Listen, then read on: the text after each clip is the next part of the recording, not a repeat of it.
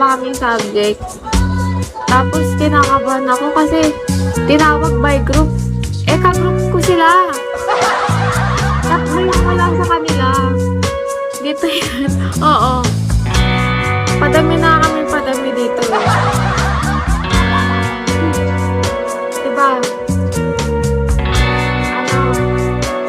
Noong una, 4 silang wala. Buti nang pumasok ko isa.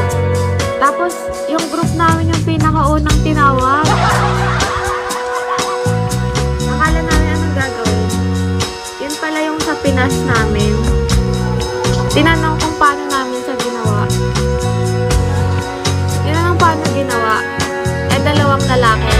Nasa gitna ako. Tapos sila lang yung sumasagot. Kasi nga ako, introvert ako.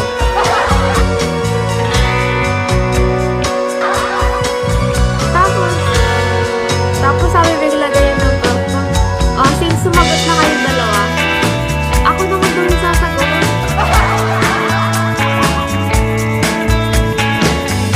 Hindi kabado ako kasi tinanong ng prof kung binasa namin lahat yung part.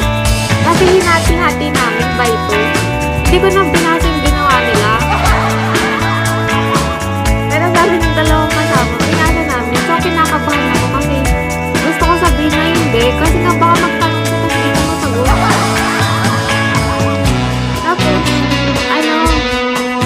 yung tatanong lang pala sa akin,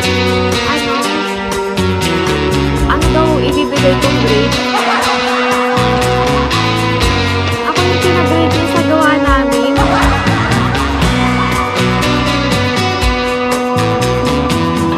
Tapos, over 60.